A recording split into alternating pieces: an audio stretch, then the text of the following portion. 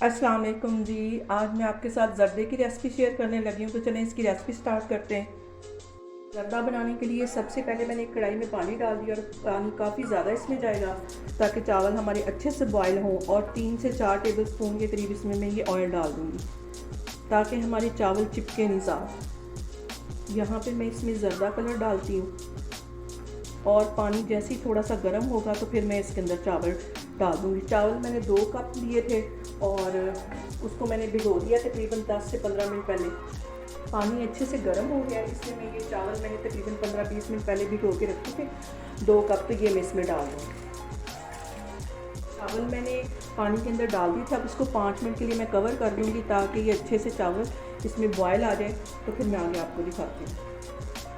यहाँ पे पानी को उबाल आने लग गया है और हमने चावलों को तकरीबन 90% के करीब इसको कुक करना है, इसको मुकम्मल कुक नहीं करना। और फिर इसको छान लूँगी। तो अभी चावलों में कसर है, 90% मैंने इसको कुक करना है, मैं फिर इसके बाद इसको मैं छान लूँगी। चावल मैंने छान दिए थे, तो अब मैं इसमें देसी घी डालूँगी। 4 से 5 टेबल स्पून के करीब मैं देसी घी डालूँगी, क्योंकि देसी घी में ज़र्दा बहुत मज़े का बनता है। तो ये मेल्ट होता है तो फिर मैं बाकी चीज़ें इसमें डालूँगी। ज़र्दे में बहुत मज़े का फ्लेवर लाने के लिए मैंने ये 3 बड़ी इलायचियाँ, 2 ये छोटी इलायची और 4 से 5 ये लौंग के टुकड़े ये मैं इसमें डाल दूँगी।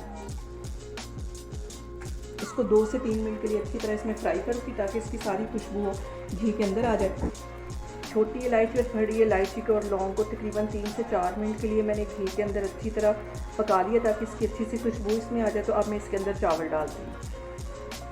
इससे चूल्हा मैंने बिल्कुल स्लो कर लिया और इसमें अब मैं ये चावल डाल दूँगी।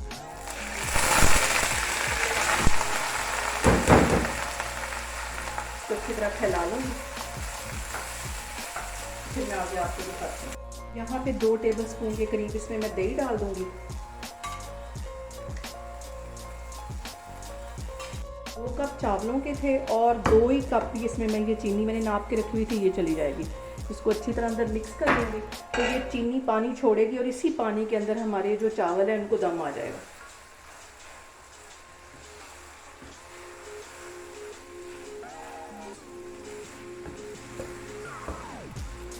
अभी मैंने ऊपर से ड्राई फ्रूट वगैरह नहीं डाले, तो इन्हें मैं एंड में डालूँगी। इसको मैं बिल्कुल हल्की आग पे छोड़ दूँगी। जैसे हम दम देते हैं तो ये चीनी पानी छोड़ेगी तो साथ ये चावल भी उसमें गल जाएंगे। अब मैं इसको दम लगाती हूँ। आग मैंने बिल्कुल स्लो कर ली है यहाँ पे, और इसे मैं 10 से 15 मिनट के लिए दम पे रखने लगी। यहाँ मैं सुराख में कोई कपड़ा रख दूँगी या टिश्यू पेपर रख दूँगी ताकि इसकी स्टीम बाहर ना निकले। उनको दम पे रखे हुए तकरीबन 10 मिनट हो गए। अब इसको मैं दम खोलती हूँ और ये सारे मैं ड्राई फ्रूट इसके अंदर डाल दूँगी। ये 2 टेबल स्पून के करीब ये काजू है, 2 टेबल स्पून ये बादाम मैंने काट लिए थे, और 2 टेबल स्पून ही ये पिस्ता है, और किशमिश है 2 टेबल स्पून के करीब। इनको एक दफ़ा मैं हिला लेती हूँ तो फिर मैं बाकी चीज़ें डालती हूँ। अब इसमें मैं थोड़े से रसगुल्ले डाल दूँगी। छोटे साइज़ के रसगुल्ले ये चले जाएंगे इसमें, और 6-7 ये गुलाब जामुन है ये इसमें डाल दूँगी, और थोड़ा सा ये खोया है इसको मैंने छोटे पीस उसमें काट लिया, इसको डाल दूँगी। क्योंकि ज़र्दा तो हम कभी कभी ही घर में बनाते हैं, तो इसलिए फिर अच्छा सा मज़े का सारी चीज़ें डाल के मज़े का बनाना चाहिए ताकि हमें खाने में मज़ा भी आए। अब इनको बिल्कुल हल्के हाथों से यहाँ मैं हिलाऊँगी ताकि ये चीज़ें टूटे नहीं। तो मैं आपको भी डिश आउट करके दिखाती हूँ। ये देखिए इसका एक दाना खिला खिला बना है और बहुत इजी है ज़र्दा बनाना। तो मैं अभी इसको डिश आउट करके आपको दिखाती हूँ।